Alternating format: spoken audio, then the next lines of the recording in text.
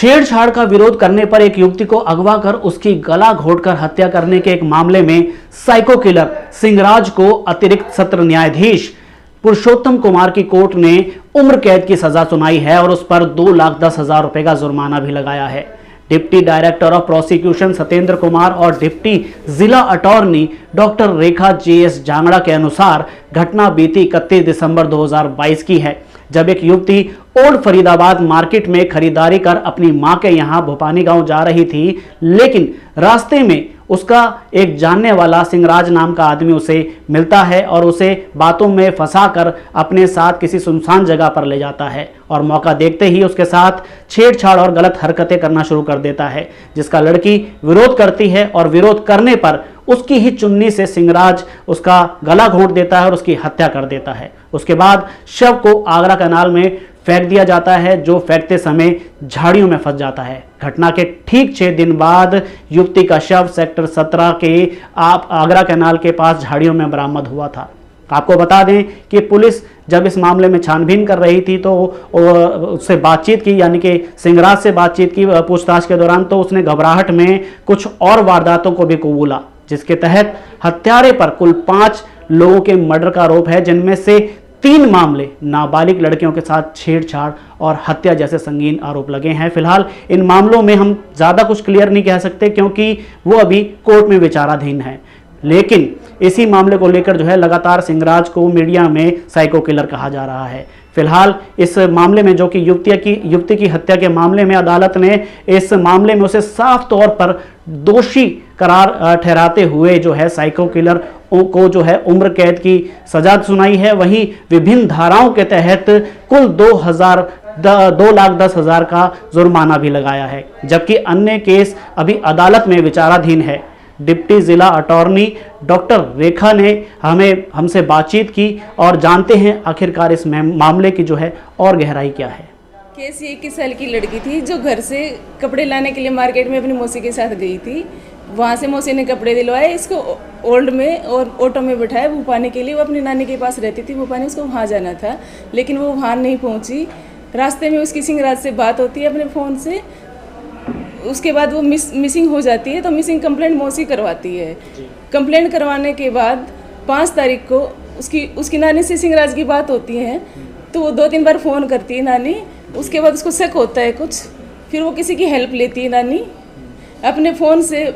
जब बात हो रही है सिंहराज से तो उसको रिकॉर्ड करती है। 5 तारीख को बात होती है, जो वो फ़ोन पे एक्स्ट्रा जुडिशियल कन्फेशन बोलते हैं, वो एडमिट कर लेता है कि मैंने लड़की को मार के नहर की साइड में फेंक दिया है। उसके बाद नानी वहाँ जाती है पुलिस थाने में, वो किसी पेन ड्राइव में डलवाती है उसको, जो भी उसकी बात हुई थी, और पुलिस के सामने रखती है और पुलिस को बताती है कि उसने डेड बॉडी को नहर के पास फेंक दिया है। पुलिस डेड बॉडी को रिकवर करती है। रिकवरी के बाद 7 तारीख को अक्यूज की अरेस्टिंग होती है। अक्यूज फिर ड्यूरिंग इन्वेस्टिगेशन एडमिट करता है। इसके अलावा वो 3 केस और एडमिट करता है कि उसने छोटी बच्चों के साथ छेड़खानी करके उनको मार दिया था पहले पुराने टाइम में। जो फिलहाल 3 केसेस पेंडिंग है पॉक्सो कोर्ट में, मर्डर के साथ में पॉक्सो की धाराओं में। और ये जो एक केस ये कल 21 तारीख को डिसाइड हुआ है हमारी कोर्ट से, अदालत श्री पुरुषोत्तम कुमार से ADG। क्या सज़ा जो है इसको दी गई है और किस केस में अब तक ये सज़ा सुनाई गई है? इसके ऊपर इनिशियली जो चार्ज थे वो 376 IPC, 302 IPC, 363, 366 IPC और 201 IPC में इस पर चार्ज लगाए गए थे। During the checking of the challan 364 को ऐड किया गया था। इन धाराओं में इसके ऊपर चार्ज चला, ट्रायल चली, लेकिन जब हम 376 को प्रूव नहीं कर पाए, बाद में जब कोर्ट ने सज़ा सुनाई तो इसको 302 IPC, जिसमें लाइफ इम्प्रिजनमेंट प्लस 1 लाख रुपए फाइन, 364 में लाइफ इम्प्रिजनमेंट प्लस 50,000 रुपये फाइन, और 201 जिसमें खुर्द-बुर्द करते हैं एविडेंसेस को, जैसे इसकी सिम को तोड़ के फेंक दिया था, उसमें 3 साल की सज़ा और 10,000 रुपये फाइन। क्योंकि लड़की SC/ST कास्ट से बिलोंग करती थी, तो SC/ST एक्ट में इसको लाइफ इम्प्रिजनमेंट प्लस 50,000 रुपये फाइन। ये कल अदालत ने सुनाया फैसला। श्री पुरुषोत्तम जी की कोर्ट ने एक सीरियल किलर को लाइफ इम्प्रिजनमेंट की सज़ा दी है और 2,10,000 का फ़ाइन किया है। इस केस में इस सीरियल किलर ने 31 दिसंबर 2021 को डिसीज को अपने पास बुलाया था और उसकी चुन्नी से इसको स्ट्रेंगुलेशन करके बॉडी को आगरा कैनाल में डंप कर दिया था, जिसकी खबर पुलिस को मिली 5 दिन बाद। उसके बाद बॉडी रिकवर करी और इस कन्विक्ट को वहाँ पे 4 केसेज में अरेस्ट किया इसकी कन्फेशन के बाद। जो ये मामला था सर्कमस्टेंशियल एविडेंस के ऊपर बेस था, तो हमें रिक्वायर्ड था कि हम चेन कंप्लीट करते।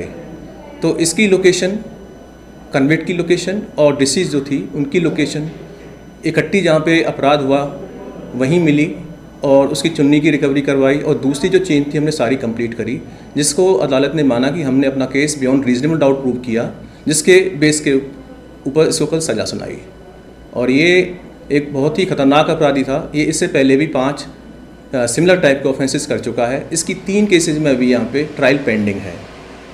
उसमें भी हम कोशिश करेंगे कि इसको सज़ा दिलवाएं और जो भी वहाँ पे पैरवी कर रहे हैं हमारे लॉ ऑफिसर्स, वो और ज़्यादा मेहनत करें उन केसेज में। क्या सज़ा जो है कल सुनाई गई है? इनको रिग्रेस लाइफ इम्प्रिजनमेंट दी गई है और साथ में 3 धाराओं में अलग अलग फाइन भी इन पर इम्पोज किया गया है। आगे जो कुछ मामले जो हैं और वो उसमें अभी जांच चल रही है, पुलिस जांच कर रही है। जांच इनमें हो चुकी है, चालान सब में सबमिट हो चुके हैं। इनकी ट्रायल अभी 3 केसेज में यहाँ पे पेंडिंग है। उन केसेज में जितना अभी देखा हमने, जिसने पता किया है, उनमें बॉडी की रिकवरी नहीं हुई थी, बट उसमें भी हमने कोशिश की थी कि जितना एविडेंस कलेक्ट हो सके उसके बेस पे हमने ट्रायल चला रखी है। क्या कहना चाहेंगे, क्योंकि अक्सर देखा जाता है कि जो गरीब लोग होते हैं न्याय के लिए हार जाते हैं, कई बार सरकारी वकील सुनकर भी जो है लोगों का, लेकिन इस मामले में देखा जा रहा है कि आप प्रोसिक्यूशन के द्वारा जो है एक अच्छा, रेखा मैम के द्वारा केस की अच्छी गहनता से जांच की गई और बातचीत की गई और पुलिस तक की कुछ खामियां भी उसमें आई थी, तो न्याय दिलाने में कामयाब हो पाई है पूरी टीम। तो क्या कहना चाहेंगे लोगों को? हमारी जांच एजेंसी और प्रोसिक्यूशन डिपार्टमेंट दोनों ही लगातार निरंतर कार्य कर रहे हैं कि समाज के सभी वर्गों को, विशेषतः जो लोग जिनके लिए मुश्किल है थोड़ा सा, कंसिडरिंग देयर इकोनॉमिक कंडीशंस, उनको न्याय मिल सके। तो इसी के लिए हमने इसमें काफ़ी अभी एफर्ट दे रहे हैं। और ये केस एक चिन्हित अपराध की कैटेगरी में था, जिसको सरकार ने, चिन्हित अपराध वो होते हैं, एक अलग ही कैटेगरी वहाँ पे आइडेंटिफाई कर रखी है जो ज़्यादा हीनियस हैं और सोसाइटी को ज़्यादा वहाँ पे इम्पैक्ट डालते हैं। तो उस केसेस में ये फॉल कर रहा था और मैडम ने इसमें काफ़ी, रेखा जी ने काफ़ी मेहनत करी और दूसरे जो केसेज हैं उनमें भी कर रहे हैं। और ऐसा बिल्कुल नहीं है कि गरीब लोगों के लिए न्याय नहीं मिल पा रहा है।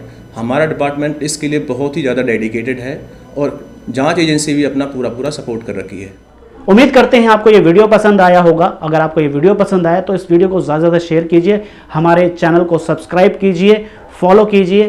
नमस्कार।